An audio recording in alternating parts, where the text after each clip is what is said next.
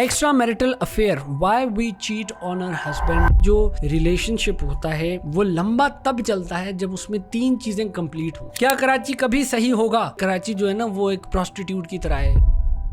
How to deal with toxic parents who always think they are right. Is CSS still worth doing? What's the biggest reason for unemployment? Is AI killing arts? Hello guys, welcome to the first episode of Real Talk with Raza. इस पूरे session में होगा ये कि आप मुझसे सवाल करेंगे, मैं उनके जवाब दूंगा।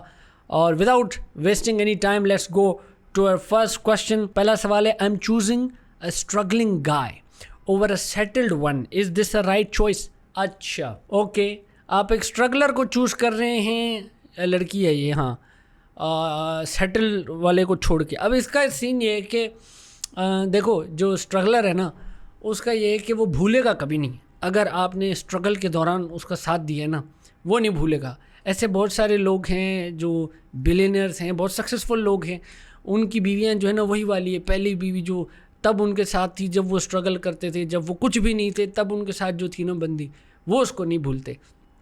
और इसमें ये भी है कि जो लड़का है ना उसके लिए लड़की से ज़्यादा कोई मोटिवेशन नहीं होती। लड़की अगर चाहे तो वो कहते हैं ना, वो एक बहुत ही हार्ड कोर सख्त लौंडे को पिघला सकती है, उसको मोम सा बना सकती है। तो वो उसके लिए बहुत बड़ी मोटिवेशन बन सकती है कि यार इसको हासिल करना है तो कुछ करना पड़ेगा ज़िंदगी में। ये एक पर्सपेक्टिव है, एक पॉइंट ऑफ व्यू है। तो अगर आप उसकी सारी स्ट्रगल में उसका साथ होना चाहती है, अब देखो इसमें सक्सेस की गारंटी नहीं है। ज़रूरी नहीं है कि वो लड़का जो है वो जो करना चाह रहे उसमें वो सक्सेसफुल हो, या ये भी हो सकता है कि उसको बहुत टाइम लग जाए, क्योंकि हर किसी का जो है ना क्लॉक अपना होता है। कोई जल्दी हासिल कर लेता है, सक्सेस रिलेटिव है, लेकिन हम जो बात करें बेसिकली फाइनेंशियल स्टेबिलिटी की, तो किसी को जल्दी मिल जाती है, किसी को देर से मिलती है। तो अगर आप ये सफ़र सहने के लिए तैयार हैं तो ठीक है, गो फॉर ए स्ट्रगलर। लेकिन नहीं और सेटल वन के लिए जा रही हैं तो भी ठीक है। लेकिन मैं आपको बताऊं, एक चीज़ की गारंटी कोई भी नहीं देता कि सेटल्ड हो या स्ट्रगलर हो आपकी ज़िंदगी उसके साथ बेस्ट होगी। ये इस बात की गारंटी जो है ना, ये बिल्कुल अलग ही चैप्टर है। हो सकता है उसके पास पैसे के हिसाब से सब कुछ हो, फाइनेंशियल स्टेबिलिटी हो, लेकिन वो एज अ पर्सन बहुत ही बकवास हो, ये भी तो हो सकता है ना। तो बहुत सारी चीज़ें होती है, लाइफ इतनी सिंपल नहीं है, बहुत सारे लेयर्स होते हैं। तो आप बहुत वाइजली चूज़ करें, बहुत देख दुख के चूज़ करें, ये देखें उसमें कितनी आग है कुछ हासिल करने की। भाई जवाब जो है ना, लोगों की ज़िंदगियाँ हैं, मैं ऐसे कोई एक जवाब नहीं दे सकता कि भाई ये कर लो। तो मैं कोशिश करूँगा मैं न्यूट्रल सा रहूँ और फिर जो है ना लोग खुद ही फैसला ले लें जो भी करना है। अब भाई दूसरा सवाल है, क्या कराची कभी सही होगा? अब भाई कराची को छोड़ो यार, एक चीज़ सही कर लो, वो यूनिवर्सिटी रोड, यार वो रोड सही कर लो बस। उस रोड से मुर्दा भी जाता है ना तो वो खड़ा हो जाता है, मैयत बस में मुर्दा जो है ना वो उड़ जाता है। इतने उधर खड्डे हैं ना, वो कहता है भाई मैं यहाँ उतार दो, मैं पैदल चला जाऊँगा कब्रिस्तान, इस रोड से ना ले जाओ मुझे। उसको ठीक कर लो क्या यार। वैसे जोक से पार्ट, कराची ठीक हो सकता है, क्यों नहीं हो सकता भाई? पूरे मुल्क सही हो सकते हैं, एक शहर है हो सकता है। लेकिन ये कि कोई जादू नहीं चाहिए, कोई मिरेकल नहीं चाहिए इसको सही करने के लिए, नहीं। मैनेजमेंट चाहिए, एक विज़न चाहिए, लॉन्ग टर्म सा लंबा सा विज़न चाहिए। एक किसने, परवीन शाकिर ने बोला था ना कि कराची जो है ना वो एक प्रोस्टिट्यूट की तरह है। लोग आते हैं, पैसे फेंकते हैं उसके मुंह पे, उसको चपेड़े मारते हैं, उसको यूज़ करते हैं, चले जाते हैं, फिर अगली दफ़ा फिर आते हैं, उसको यूज़ करते चले जाते हैं। तो ये बात तो है, सब इसको मज़े ले रहे हैं, इसके कमा रहे हैं इस शहर से, लेकिन कोई इसकी वारसी नहीं कर रहा। तो ये ठीक तभी होगा जब एक विज़न होगा।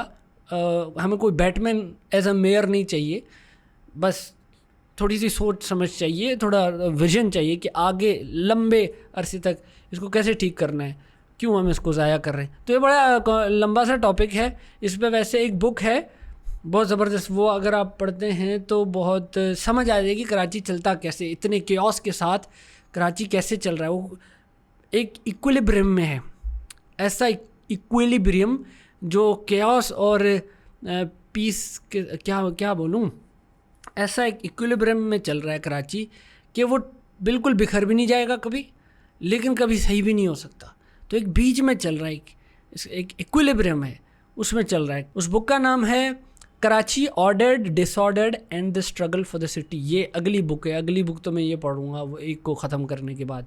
तो ये बुक पढ़ने के बाद जो ना आपको समझ आ जाएगी कि कराची सही हो सकता है नहीं हो सकता, आपको ये समझ आ जाएगी कि चलता कैसे, फिर आप हिसाब लगा देना कि सही हो सकता है कि नहीं हो सकता। अच्छा भाई, अगला सवाल है, पाकिस्तान ब्यूरोक्रेसी का स्कोप है, मतलब is CSS still worth doing?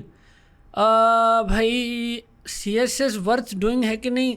देखो CSS ज़्यादातर जो करना चाह रहे होते हैं, मेरे पे भी बहुत प्रेशर था, हर मिडिल क्लास इंसान जो होता है उस पर प्रेशर होता है कि भाई CSS कर लो। उसकी वजह भी है, वजह ये कि यार दस्ती ज़िंदगी चेंज हो जाती है ना, मतलब घर मिल जाता है, गाड़ी मिल जाती है, अलाउंस मिल जाते हैं, और पॉलिटिकल अपने कनेक्शंस बन जाते हैं।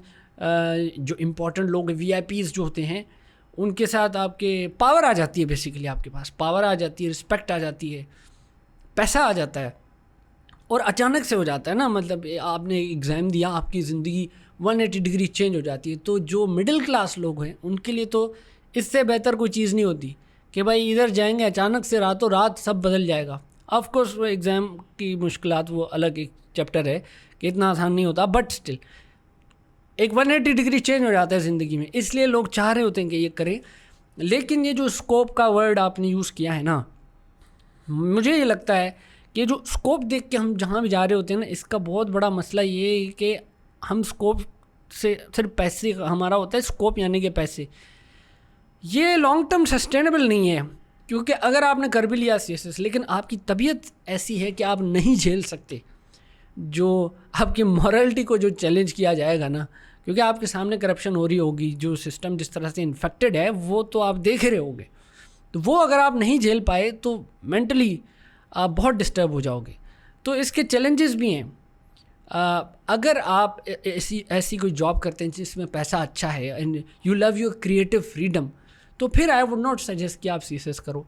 लेकिन अगर आप में है कि मैं कुछ करना चाहता हूँ, किसी पावरफुल सीट पे बैठना चाहता हूँ, और आप इतनी थिक स्किन रखते हैं कि आप चैलेंजेस जो हैं इस पोस्ट के, इस डेजिग्नेशन जो इस पे मिलती है वो उसको सह सकते हैं, तो फिर गो फॉर इट। रज़ा भाई, should we stay in Pakistan और go abroad if we have to make a choice?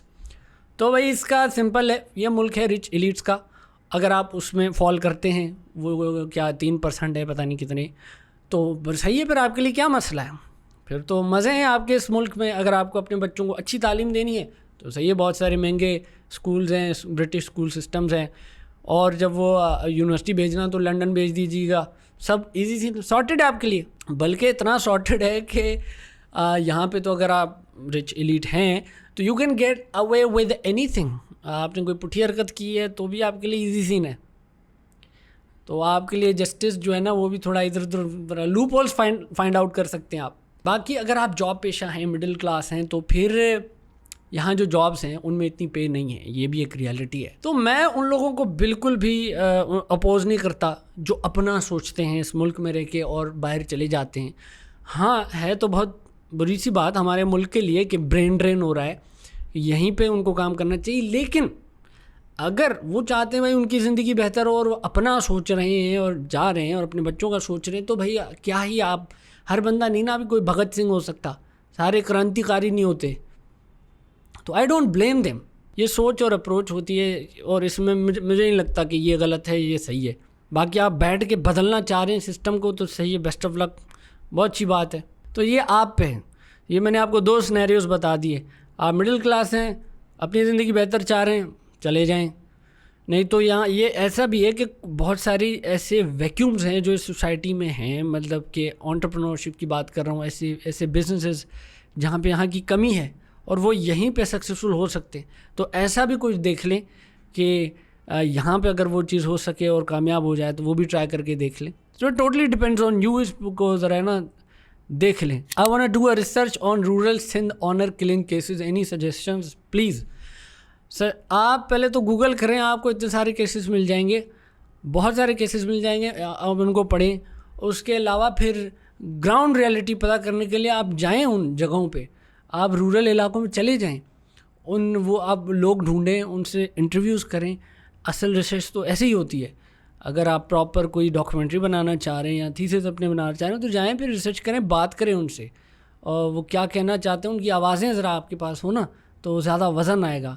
तो सजेशन बहुत सारी है, अब कहीं भी चले जाएँ रूरल इलाकों में आपको मिल जाएंगे, बहुत सारे केसेस मिल जाएंगे। पहले आप गूगल करें और फिर निकल जाएँ उन इलाकों में। Let's talk a bit about career opportunities in this era. बहुत सारी हैं करियर अभी वो तो चला गया ना ज़माना। गोरों को चाहिए थे इंजीनियर्स, मज़दूर चाहिए थे बेसिकली, तो इंजीनियरिंग थी। गोरों को चाहिए थे कि भाई डॉक्टर बनाओ क्योंकि वो बीमार हो जाते। तो ये दो जो थी ना जॉब्स बहुत ज़रूरी थी उस दौर में, क्योंकि गोरों को चाहिए थी। तो ये सारी पुल्ले उल्ले रेलवे सिस्टम जो भी बना है ना, जिसके हमें लगता है कि भाई थोड़ा बहुत ये जो अंग्रेज़ों का ज़माने का है उन्होंने अपने लिए बनाई थी। तो ये भी जो सिस्टम है ना कि भाई इंजीनियर और डॉक्टर बनाओ, इन्होंने अपनी नीड के हिसाब से ये जो है ना इसको किया था लाजिम के ज़्यादा से ज़्यादा ये लोग चाहिए। तो अब वो ख़त्म हो गया भाई। अब आप आर्टिस्ट भी बन सकते हैं, अब आप सिर्फ डॉक्टर इंजीनियर नहीं, बहुत सारी चीज़ें बन सकते हैं। तो उस सोच से जो ना हमारे जो बूमर्स हैं, पिछले वाली जनरेशन, वो अभी भी है उस सोच में, तो उससे आप निकल जाएं। अभी बहुत सारे अपॉर्चुनिटीज़ हैं करियर की, उनको एक्सप्लोर करें। आपको क्या मज़ा आ रहा है वो देखें ना आप। अब ये देखें, अभी थोड़ी देर बाद मेरे पास कोयल के अंडे आने वाले हैं। कोयल के अंडे, ये भी एक बिज़नेस है ना। किसी ने सोचा कि यार कोयल के अंडे में इतनी प्रोटीन होती है, 13 ग्राम प्रोटीन होती है, तो उसने कहा भाई इसको जो है ना जिम वाले जो लोग हैं उनको टारगेट बनाओ, बेचो।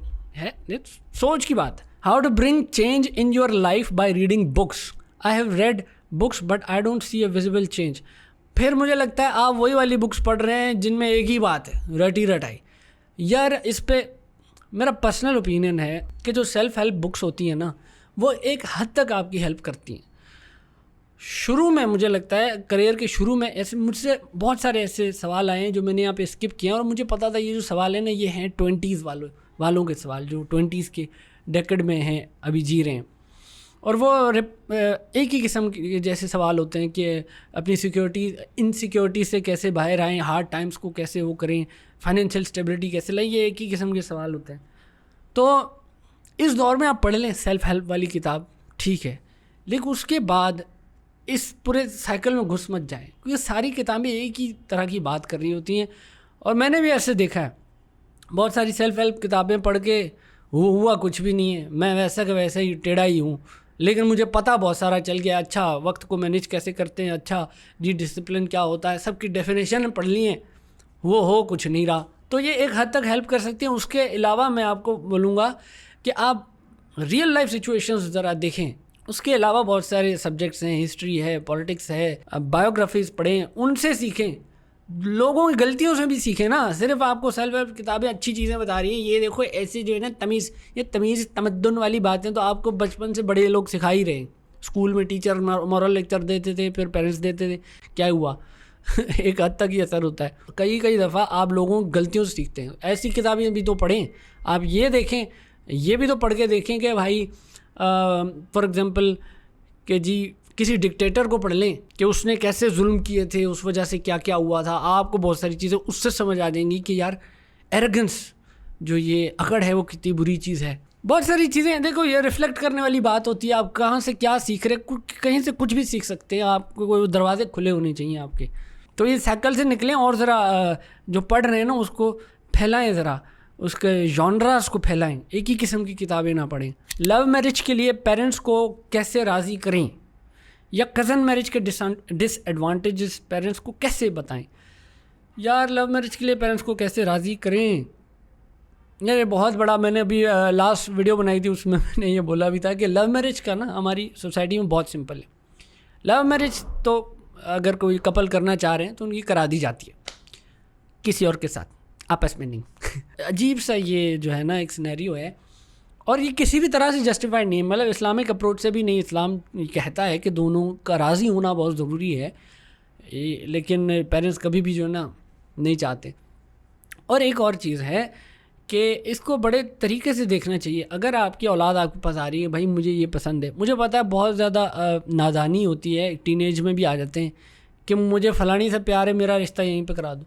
तो एज अ पेरेंट्स मुझे लगता है इसकी निंजा ट्रिक ये है कि बजाय आप डायरेक्ट मना कर दो, नहीं आपको ठीक है, आप कोई नोनो पोपो नहीं करो, उल्टी हरकतें नहीं करो, सही हमें समझ आ गई, आप ज़रा ज़िंदगी को आगे बढ़ाएं और टाइम जब आएगा सही टाइम पे हम देख लेंगे। अच्छा आप समझाएं कैसे पेरेंट्स को, कोशिश करें प्यार से समझाने की, लेकिन ये आपकी ज़िंदगी है, तो ऐसा बिल्कुल भी मैं नहीं सपोर्ट करता कि फोर्स्ड आपकी मैरिज करा दी जाए जहाँ पे आप बिल्कुल भी राज़ी नहीं हो, जहाँ पे आप खुश ना हो।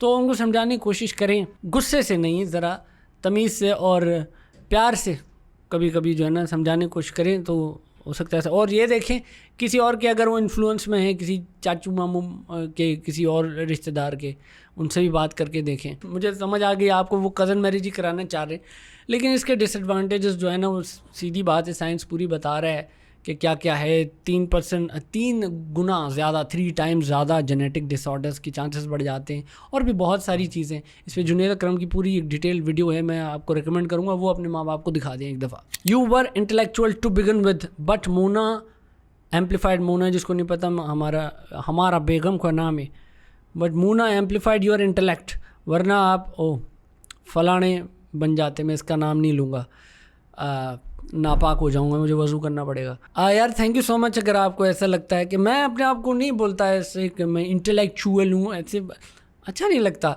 मैं स्टूडेंट हूँ भाई, मुझे क्या पता है, मुझे कुछ भी नहीं पता भाई। मैं जब देखता हूँ ना बड़े बड़े लोगों को, जब वो बातें कर रहे होते हैं, डिस्कशंस कर रहे होते हैं, जो इल्म नज़र आता है मुझे कि यार इनको कितना पता है, तो मुझे समझ आता है भाई मुझे तो कुछ भी नहीं पता यार, कुछ भी मेरे क्या है यार, कुछ भी नहीं है ये। और ये हकीकत है, जब आपको लगता है ना कि आपको सब पता चल गया है, तब आप स्टेगनेंट हो जाते हो, आप रुक जाते हो। ये पानी जो है ना ठहर गया, फिर वो बो मारने लग जाएगा, वो गंदा हो जाएगा। तो मैं अब thank you so much for the compliments, but I think मैं एक स्टूडेंट हूँ, मैंने अभी इतनी बहुत छोटी ज़िंदगी और बहुत ज़्यादा किताबें हैं जो पढ़ना चाहता हूँ मैं। How to deal with toxic parents who always think they are right and they want to control lives. भाई ये बहुत बड़ा जो है ना एक गैप है, जो जनरेशन का गैप है ना, बूमर्स का, जेनजी का, मिलेनियल्स का, इसका जो है ना, अब ये जो बाद वाली जनरेशन है ना, मतलब जो यंग जनरेशन, उनको समझना पड़ेगा यार। उनके ज़माने में मतलब इंटरनेट नहीं था, ऐसे इजी एक्सेस ही नहीं था इन्फॉर्मेशन का। उनको कुछ पता करना होता था ना, तो वो जाते थे किताबें, वो लाइब्रेरी में भाई पकड़ते थे, किसी बड़े के पास जाते थे। यानी इल्म जो है ना वो बड़ों से आता था, तो उनको अभी भी वही है कि हम जो बड़े बोलेंगे तो वही फाइनल अथॉरिटी है, उन्हीं का सीन है। हमारी ये जनरेशन है भाई, अब हमारा छोटा बड़ा ये हो गया है, ठीक है। जो कुछ पता करना है, अभी वो किसी बाबे से विजडम लेने की ज़रूरत ही नहीं है, सीधा इसके पास चले जाओ और पता कर लो भाई सीन क्या है। तो हमने बहुत सारे मिथ्स जो हैं इन पिछली जनरेशन के, उनको बस्ट किया है ना। वो अक्सर बोलते हैं कि भाई ये करो तो ये हो जाता है, आप उधर ही गूगल करते हो, नहीं ऐसे नहीं होता, ये ऐसे होता है। तो वो एक कॉन्फ्लिक्ट सा क्रिएट हो गया, मैं समझ रहा हूँ, ये जनरेशन्स के बीच में। तो देखिए आपको समझना पड़ेगा, जो बाद वाली जो जनरेशन है उनको समझना पड़ेगा कि ये गैप है, और इस गैप को ऐसे जल्दी फिल नहीं कर सकते। तो ये आपकी ज़िम्मेदारी, आप आगे हाथ बढ़ाओ, आप उनको समझाने की कोशिश करो, उनकी मजबूरी समझ लें आप कि सीन क्या हुआ है उनके साथ, वो क्यों वो समझ रहे हैं ख़ुद को हमेशा सही, और आप अपनी बात पे अटल रहो भाई। अगर आप ठीक हो तो अपनी बात पे अटल रहो। पहले तो आपको भी सेल्फ अवेयर होना चाहिए, हो सकता है आपकी ही गलती हो, लेकिन जहाँ पे आपको लगता है आप ठीक हो तो फिर आपको अपनी जगह पे रहना चाहिए, क्योंकि ज़रूरी नहीं है जो बड़े हैं वो उनके फ़ैसले सारे सही ही हों, ऐसा नहीं होता। वरना देखो जिरगों में क्या फ़ैसले होते हैं, वो भी बड़ों के फ़ैसले होते हैं। ये जो अभी बलूचिस्तान में वाक़या हुआ है वो भी बड़ों का ही फ़ैसला था। जिरगे में जो एल्डर्स बैठते हैं उन्हीं का फ़ैसला था कि भाई इस कपल को ही उड़ा दो, गोली मार दो। तो ज़रूरी नहीं होता ये बड़े जो बात कर रहे हो वो ठीक हो। और इसको अगर इस्लामिक अप्रोच से भी ला के देखें तो बदर की जंग में मतलब चाचे भांजे बाप बेटे आपस में लड़े हैं आइडियोलॉजिकल डिफरेंस की वजह से। वो जो हक पे थे, जो बिलीवर्स थे, जो नहीं था हक पे थे, जो नॉन बिलीवर्स थे, इनके बीच में झगड़ा हुआ है। तो देखें आपस में इतने रिश्तेदार, क्लोज़ रिश्तेदार भी आपस में जो है वो लड़ने पे आ गए। तो ये गांधी साहब ने बोला था कि ये कहाँ लिखा हुआ है कि भाई आप अपने बड़ों को इतना फॉलो करो कि वो जो बोलते हैं वही सच है, ऐसा नहीं है। एक अदब एहतराम अपनी जगह पे, लेकिन मॉरलिटी से ऊपर नहीं है वो। आप जहाँ हक पे खड़े हो उससे ऊपर किसी बड़े का फैसला नहीं है। If you become education minister of Sindh, what steps would you take? भाई सबसे पहले तो मैं हैवी क्रैकडाउन करूँगा जो बोर्ड के दौरान चीटिंग हो रही होती है। इस बात से बहुत ज़्यादा लोग ऐसे अननोन हैं, अननोन क्या, नावाकुफ़ क्या बोलूँ उर्दू में, अनअवेयर हैं उनको पता ही नहीं है कि अंदर सिंध में किस तरह जो है ना वो एग्ज़ाम्स किस तरह होते हैं भाई साहब, कैसे जो है ना ऐसे चिट्टे बन के ऐसे एक दूसरे को सवाल फेंक के वो बताते हैं, अच्छा तीसरा ये, ओके मैं चौथा दे रहा हूँ, ये ले चौथा, ऐसे चल रहा होता है। तो उस पर हैवी क्रैकडाउन करने की ज़रूरत है, जो चीटिंग हो रही होती है। उसके अलावा करप्शन को ख़त्म करना बहुत ज़रूरी है। पहली position, second position, third position सारी बिक्री होती हैं, ये क्या है यार, और इसका बहुत ज़्यादा नुकसान होता है।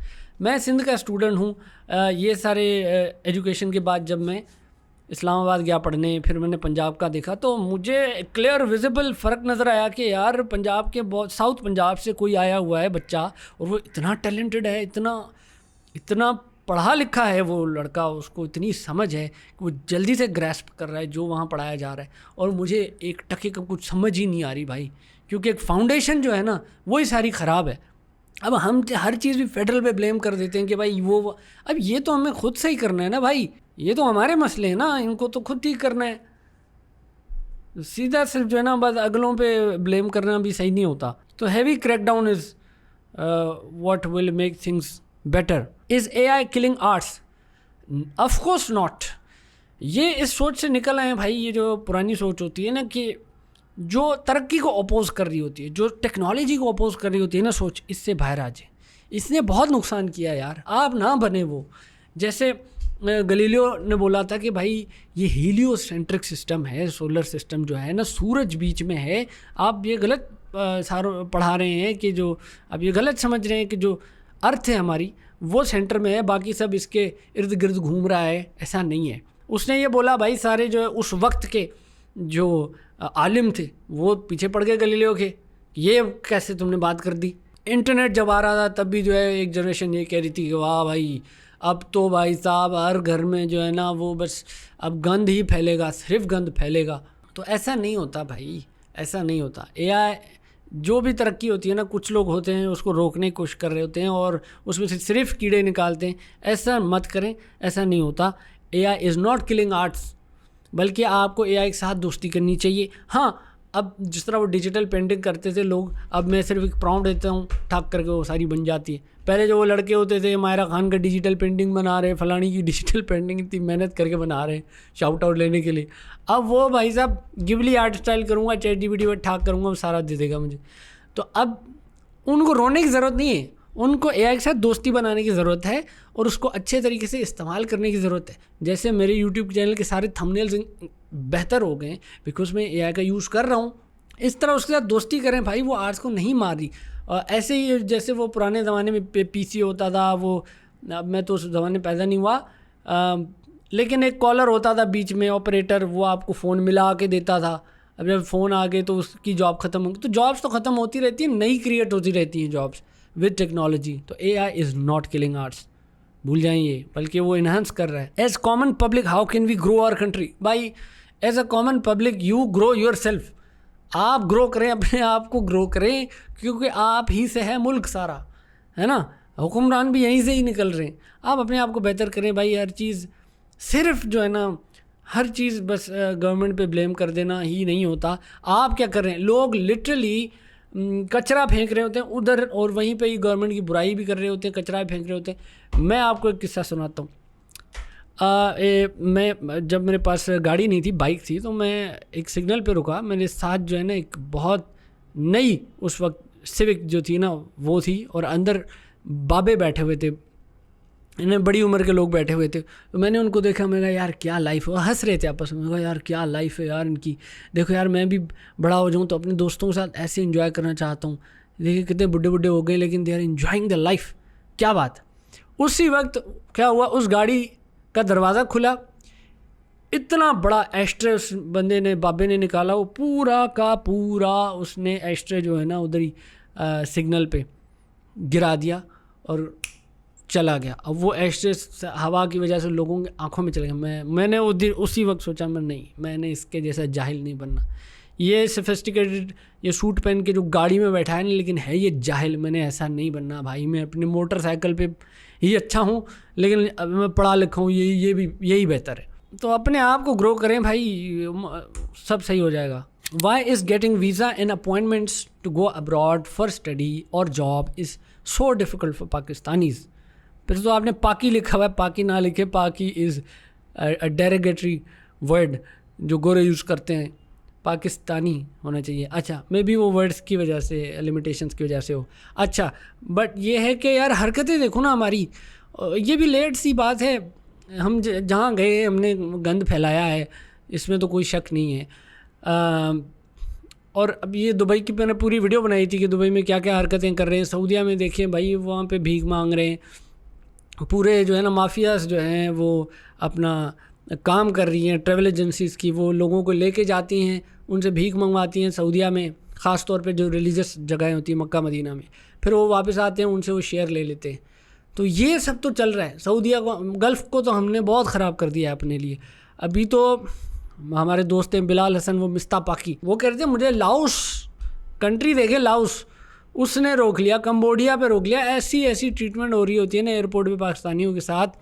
मैं अपनी वाइफ के साथ रुका हूँ यार, जब मैं इंडोनेशिया जा रहा था तो मैं सबका हो गया, मैं और मेरी वाइफ को जो है अलग कर दिया, अलग कर देते, एलियन बना देते हैं आपको, अलग कर दिया। हम बैठे हुए कब से, हमारा पासपोर्ट लेके पता नहीं क्या क्या, कौन सी उसने CIA को बुलाया है और कौन सी इन्वेस्टिगेशन की है, बहुत टाइम, 45 मिनट्स लगाया, फिर वो आया कहते हाँ you are clear, you can go now. तो ये ट्रीटमेंट तो हो रही होती है बिकॉज हमारी हरकतें। और दूसरा ये कि पिछले साल तकरीबन 10 लाख लोग पाकिस्तान छोड़ के चले गए, इस साल भी काफ़ी गए होंगे, अभी स्टैट्स मुझे पता नहीं है। तो वो सारे जो 10 लाख लोग गए, क्या लगता है आपको वो बड़े हाईली स्किल्ड लेबर थे, वो IT प्रोफेशनल्स थे, इंजीनियर्स थे, डॉक्टर्स थे? नहीं भाई, ये बहुत सारे मुल्कों को चीप लेबर चाहिए होती है, प्लम्बर चाहिए होते हैं, अपना कारीगर चाहिए होते हैं, उस्ताद चाहिए होते हैं। तो वो लोग जाते हैं, वैसी फिर हरकतें करते हैं, शंटूगिरी करते हैं, चोरी चकारी करते हैं, हमारा नाम बदनाम होता है। अब हम एक्सपोर्ट जो कर रहे हैं वो अच्छा नहीं है ना, ये भी तो है ना बात। ऑफ कोर्स उसके पीछे भी रीज़न है, गुर्बत है, बहुत सारी लंबी चीज़ें हैं। अच्छा खैर आगे चलते, थोड़ी लंबी कर देता हूँ मैं। Would you think that in today's world AI related degree is best choice? I would say bestest choice भाई। आज के ज़माने में पता नहीं AI से कोई कर रहा है डिग्री, आई डोंट नो। अगर AI की डिग्री कोई करा रहा है या हो रही है तो बहुत बेहतरीन। मैं तो कहता हूँ एक कंटेंट क्रिएशन पे भी अब तक तो एक डिग्री बन जानी चाहिए, शायद कहीं बनी है, लेकिन होनी चाहिए। एजुकेशन प्रॉपर कंटेंट क्रिएशन की होनी चाहिए। Please talk about real consequences, effects and ways to improve marriage life. मुझे भाई 3 साल हुए हैं, लेकिन इन 3 सालों में मैंने जो सीखा है वो मैं आपके साथ शेयर कर देता हूँ। मैंने ये देखा है कि भाई जितने भी झगड़े होते हैं, फड्डे होते हैं, जो भी होता है ना, वो एक चीज़ के बाद सब सही हो जाता है। वो होता है, मैं अब लड़के के पॉइंट ऑफ व्यू से बता रहा हूँ, जब लड़का एक्स्ट्रा माइल जाके कुछ कर देता है लड़की के लिए, और कुछ वो ज़्यादा बड़ा नहीं होना चाहिए। एक फूल, जब नाराज़ हो जाए ना, तो बाहर जा रहे हो ना काम से, वापस आ जाए, एक फूल ले आना, दे देना। अरे भाई ऐसे वो सारे रिस्टार्ट हो जाते हैं सच में। और दूसरा मैं आपको बात बताऊँ अपने एक्सपीरियंस से, चलो ये हुई है तो शेयर कर देता हूँ।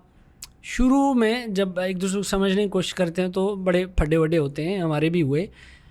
एक पॉइंट ऐसा आया जब सब सही होने लग गया, एक वो पॉइंट था, और वो पॉइंट था जब हम दोनों पहली दफ़ा बाकू गए, यानी कि बाहर हमने ट्रिप मारा। यहाँ पे हम लड़ते रहते थे, बाहर हमने ट्रिप मारा, हमने देखा कि भाई पूरा मुल्क, यहाँ पे तो लोग ही अलग हैं, सिर्फ हम दो ही हैं जो एक दूसरे को जानते हैं। तो हमने जब सफ़र किया, एक साथ ट्रैवल किया, तो एक क्लोजनेस जो है ना वो बढ़ गई। और उसके बाद हमें समझ आ गया, हम जब भी थोड़ा सा चूचा होने लग जाती है आपस में, हम कोई ट्रिप मार देते हैं। लेकिन अब ये ज़ाहिर बात है, ट्रैवल करना, वो भी बाहर के मुल्क, ये एक बहुत बड़ी लग्जरी है। बात ये नहीं है कि आप बाहर ही ट्रैवल करो, आप शहर से बाहर जा सकते हो, आप पार्क चले जाओ, भाई कुछ कर दो, चॉकलेट ले आओ, जितना आप कर सकते हो। सिर्फ संडे को कहीं ले जाओ, यही सीक्रेट है भाई। यही चाहिए होता है लेडीज़ लोग को ना, थोड़ी सी अटेंशन, थोड़ा, और कॉम्प्लीमेंट करो भाई, कॉम्प्लीमेंट करो। ये हटाओ अपनी जो है ना तुम्हारा ये एक मेल ईगो जो है कि ज़्यादा इसको सर पे नहीं चढ़ाना। भाई कॉम्प्लीमेंट करो, अच्छी लग रही है बोल दो, वाह वाह क्या बात है, खूबसूरत लग रही हो, बोलो। एक्सप्रेसिव होने का भी सीन है, हमें नहीं सिखाया जाता है कि एक्सप्रेसिव होना है। मर्द हमारे एक्सप्रेसिव नहीं होते, मैचो बनने का इतना सीन होता है कि they do not express their emotions which are very important।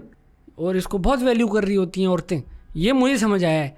Music को किस तरह अवॉइड किया जाए, भाई क्यों अवॉइड किया जाए, इस पे मैं आपको बोलूँगा। मैंने एक पूरी डिटेल्ड वीडियो बनाई है, म्यूज़िक हराम है या हलाल है, या हलाल है मगर उसमें ये हराम है। इस तरह एक पूरी detail video, different school of thoughts क्या क्या समझते हैं, वो सारी वीडियो है मेरी, म्यूज़िक इज़ हराम और हलाल। वो वाली वीडियो देखें तो आपको समझ आ जाएगी। मेरा पर्सनल अगर आप ओपिनियन लेना चाहते हो तो भाई मैं तो नहीं कर सकता अवॉइड म्यूज़िक को। और म्यूज़िक मेरे लिए बहुत बड़ा टर्म है, वास्ट उसकी मीनिंग, अम्ब्रेला एक वो है। मेरे हिसाब से म्यूज़िक में सिर्फ ये शीला की जवानी नहीं आता। मैं जब सीख रहा था थोड़ा सा क्लासिकल, तो मेरे उस्ताद ने बोला तुम्हारा दिल जो है ना वो 4 मात्रे पे, तुम्हारा 4 बीट्स पे तुम्हारा दिल चल रहा है। इसीलिए जो 4 बीट्स पे गाने भी होते हैं वो ज़्यादा आपके दिल के करीब होते हैं, आपको याद रहते हैं। तो आपका दिल भी तबला है, वो बज रहा है।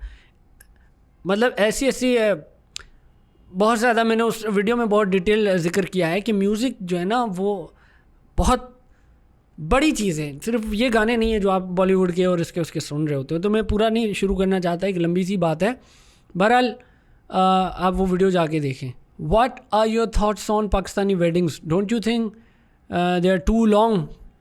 इट्स टू मच यार। ये तो है। अब उसका ये है ना, क्योंकि शादी के अलावा कोई एंटरटेनमेंट नहीं है हमारे पास, कोई पार्टियां और तो सच होती नहीं, सारी पार्टियां तो जो बुरी मानी जाती हैं। तो ये एक जो है ना एक हलाल पार्टी ऐसी है जिसमें सब कुछ लुटा देते हैं लोग सब कुछ ही लुटा देते हैं और अपनी औकात से बढ़कर खर्चा कर देते हैं। लोग लिटरली कर्जे ले के खर्चा करते हैं, क्योंकि वो ना आइडियलाइज़ कर रहे होते हैं जितना ग्रैंड किया जाए फंक्शन शादी का तो वाह होती है। शो ऑफ का एक पूरा कल्चर है। अंबानी की शादी को कितना फैंसी किया जाता है। अब अंबानी की शादी जो हुई थी भाई, उसने $600 मिलियन लगाए थे, $600 मिलियन अपनी शादी पे। तो यार उसकी दौलत जो है ना उसका 0.5% बनता है वो। उसके पास $100 बिलियन से ज़्यादा पैसे हैं। ये भी तो आप देखें, उसने इतना लगाया है तो उसके लिए वो शो ऑफ नहीं है भाई। उसके अलावा जो उसने लोग वहाँ बुलाए हैं उनके साथ क्या क्या बिजनेस डील्स उसने की होंगी, ये भी तो देखो। क्या कनेक्शंस उसने बनाए होंगे जो उसको आगे जाके अपने बिजनेस में काम आएंगे। ये भी तो देखो आप। वो एक बिजनेसमैन है, तो उसकी अप्रोच ही अलग है। आप यहाँ पे लोग कर्जे लेके शो ऑफ कर। अबे कर्जे लेके कौन सा शो ऑफ होता है यार? फाइट क्लब की वो कोटेशन याद आ गई ना मुझे, दोबारा से मैं देख के बताता हूँ, मुझे भूल जाता है। लेकिन यार उसके हिसाब से ज़िंदगी गुजारना शुरू करो आप। क्या बात है। वो कोट है, we buy things we don't need with money we don't have to impress people we don't like। समझ रहे हैं आप? उन पैसों से हम चीज़ें ख़रीद रहे होते हैं, वो जो पैसे हमारे पास हैं भी नहीं, वो चीज़ें हम ख़रीद रहे होते हैं जिनकी हमारे पास हमें ज़रूरत भी नहीं होती, उन लोगों को इम्प्रेस करने के लिए जिनको हम पसंद भी नहीं करते। क्या खूबसूरत बात है यार। व्हाट अ फिल्म, वैसे दोबारा से देखनी चाहिए। What are your thoughts on judging someone by their religion? भाई बहुत बुरी बात है किसी को रिलीजन पे जज करना। एक इंसान आपसे असहमत है, आपसे वो अग्री नहीं करता, आपके बिलीव्स को वो नहीं मानता, तो ठीक है, ये उसके बिलीव्स कुछ और हो सकते हैं, आप इसको कबूल क्यों नहीं कर सकते? एक ये प्लूरलिस्ट अप्रोच आपके अंदर क्यों नहीं आ सकती? आप जब ट्रैवल करते हो ना तब आपको समझ आता है कि भाई इतने ज़्यादा लोग हैं, इतने डिफरेंट स्किन कलर्स हैं, कोई गोरे हैं, कोई काले हैं, कोई ब्राउन है, कोई क्या है, कोई किसके फीचर्स कैसे हैं, किसके कैसे हैं, कोई बुद्धिस्ट है, कोई हिंदू है। आपको जब पता लगता है इतने मुख्तलिफ लोग हैं, इतने मुख्तलिफ रिलीजन हैं दुनिया में और वो जी रहे हैं, फिर आप में थोड़ी सी एक्सेप्टेंस आती है कि ठीक है यार, सही है। मतलब जज करने का क्या ही है इसमें। लोग मुख्तलिफ हो सकते हैं, उनके बिलीव्स भी डिफरेंट हो सकते हैं। इस पे हमें जज क्यों करना है भाई किसी को? यहाँ पे जज जो मुझे समझ आया वो एक नेगेटिव कॉन्नोटेशंस ही है कि भाई किसी को बुरा समझना क्योंकि वो आपकी रिलीजन पे इतफाक़ नहीं करता आपके साथ। How much important is book reading of today's youth? भाई बहुत ज़्यादा। मैं तो बहुत एडवोकेट करने लग गया हूँ इसको जब से मैंने खुद भी, मतलब मैं पढ़ता तो वैसे ही था लेकिन स्लो रीडर हूँ अभी भी। अब थोड़ा ज़्यादा मुझे पढ़ने का शौक़ हुआ है, तो ये तो बहुत ज़रूरी है भाई।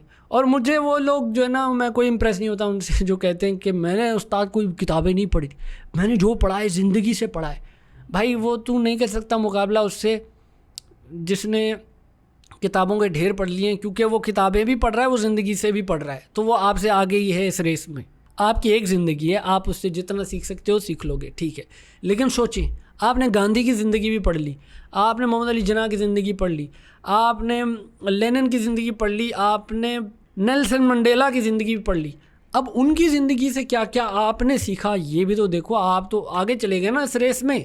आपने एक ज़िंदगी थोड़ी जो है वो जी, आपने एक ज़िंदगी से थोड़ी सीखा, आपने डिफरेंट ज़िंदगियों से सीखा। और वो कैसे सीखा? Through books. लेकिन मसला ये है ना कि आपकी जनरेशन इतनी तेज़ है स्क्विड गेम वाली कि उनको ठक ठक ठक ठक करके डोपामिन जंकीज़ हैं, नशेड़ी हैं, नशेड़ी।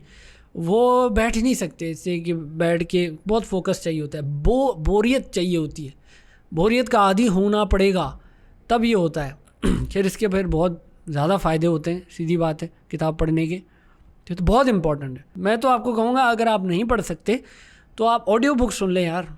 जिम शिम जाते हैं कहीं पे, कुछ ऐसा काम जहाँ पे आप करते हैं, ट्रेडमिल करते हैं या वैसे ही बैठे हों, तो भाई कानों में लगा लें, ऑडियो बुक सुन लें, लेकिन कोई आपका कनेक्शन बुक के साथ ज़रूर होना चाहिए। Why Sindh is not progressing like other provinces despite getting funds from federal government.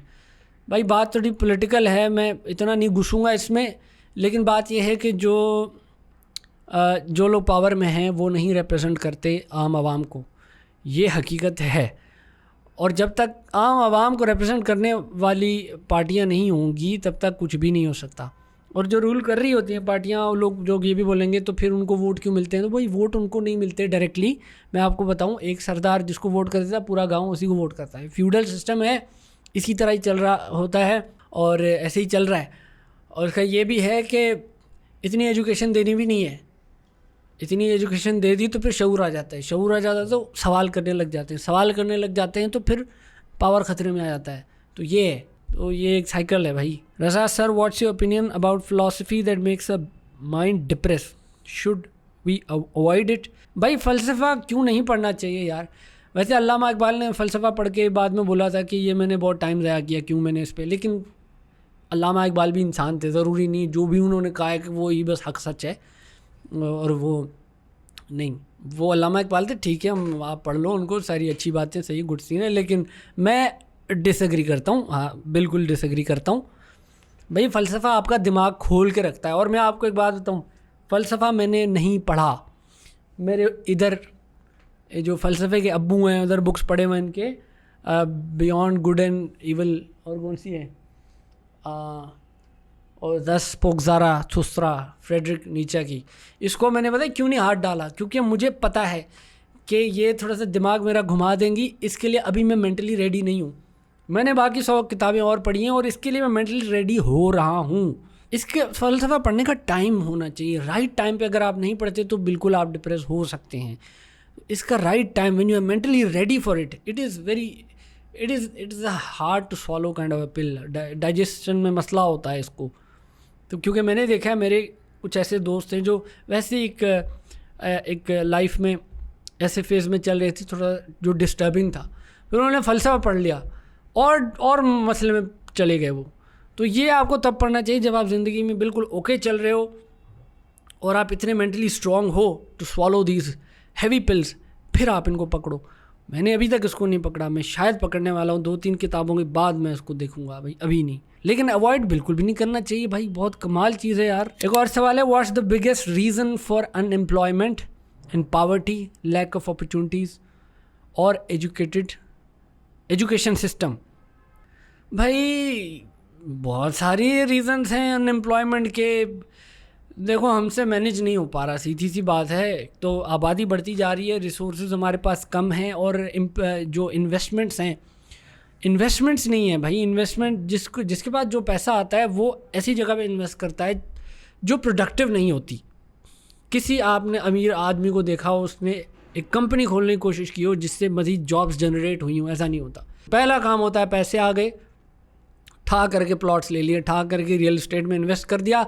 अब वो एक डेड काउ है और वो बस पड़ी हुई है एक जगह पे, बहुत ज़्यादा पैसा जो है ना वो पड़ा हुआ है और वो कुछ भी नहीं कर रहा, कोई जॉब्स जनरेट नहीं कर रहा, कुछ भी नहीं कर रहा, प्रोडक्टिव कुछ नहीं कर रहा मुल्क के लिए। इकॉनमी में डायरेक्ट कोई कंट्रीब्यूशन नहीं है। अगर आपने प्लॉट ले लिया तो सारे अमीर यहाँ पे यही करते हैं, सेफ जगह पे प्ले करते हैं, प्लॉट लेके और रियल एस्टेट में इन्वेस्ट करके बैठ जाते हैं। और दूसरा ये कि एम्प्लॉयमेंट जो है तब भी बढ़ती है जब फॉरेन इन्वेस्टमेंट आ रही हो आपके मुल्क में।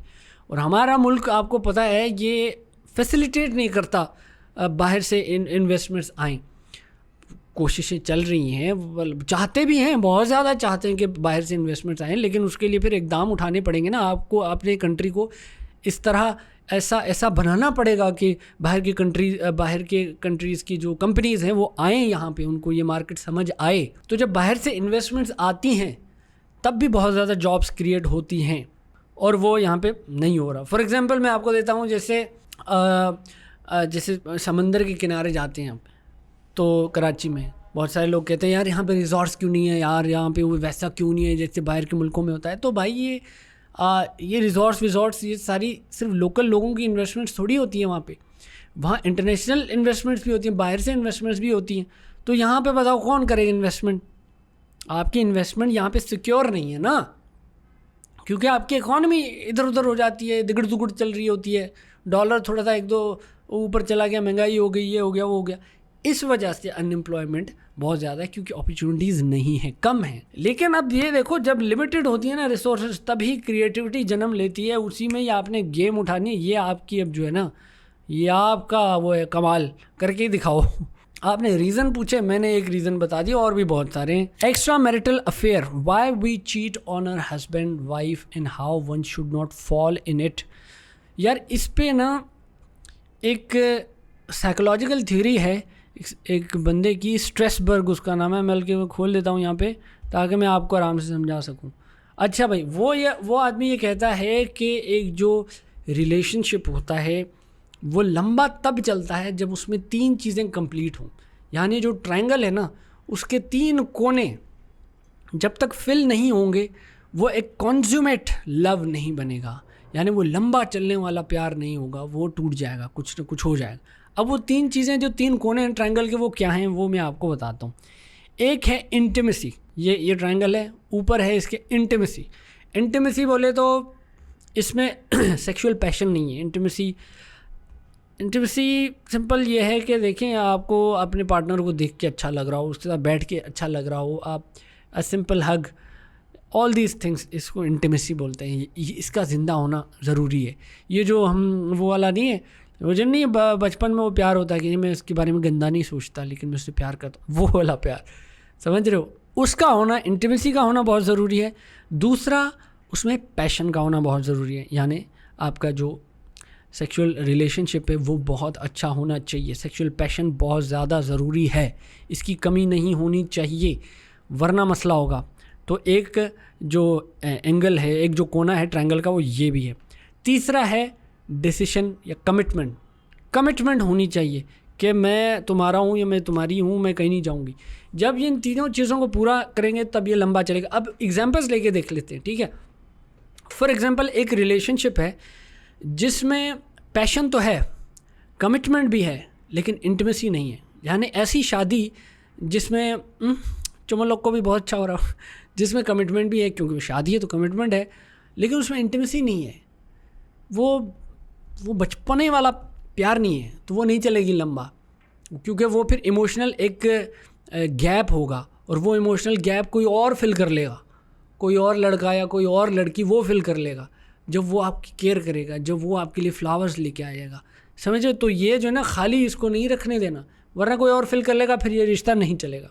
सिमिलरली, एक ऐसा रिश्ता है जिसमें पैशन नहीं है, इंटीमेसी तो है, फूलों वाला प्यार भी है और कमिटमेंट भी है, मैं सिर्फ तुम्हारा हूँ, लेकिन पैशन नहीं है, क्योंकि पैशन जो है वो आपकी ज़िंदगी का बहुत बड़ा हिस्सा है। अगर पैशन नहीं होगा, अगर ये फिज़िकल डिज़ायर्स जो हैं वो नहीं पूरी होंगी, तो फिर भी आपके इस रिश्ते के टूटने का चांस है, क्योंकि फिर कोई और पूरी कर देगा, समझ रहे हैं आप? और इसी तरह एक रिश्ता है जिसमें कमिटमेंट है ही नहीं, इंटीमेसी है, पैशन है। फॉर एग्ज़ाम्पल, एक ऐसा इंसान है जो एक प्रॉस्टिट्यूट से प्यार करता है, उससे उसको प्यार हो गया है, तो पैशन भी है, इंटीमेसी भी है, लेकिन कमिटमेंट नहीं है, उससे शादी नहीं कर सकता, ये रिश्ता भी नहीं चलेगा। समझ रहे हैं आप? इन तीनों चीज़ों को आपने पूरा करना है, तभी एक कॉन्ज्यूमेट लव है वो चलता है, वरना जो है ना वो टूट जाएगा। इन तीनों चीज़ों का बहुत ज़्यादा ख्याल रखें। How to deal with wife's mood swings and her silent treatment, मेरी कोई गलती भी नहीं है। भाई ये जो है ना यार, आपको बस एक्सेप्ट करना होगा ये मूड स्विंग्स वाली जो बात है।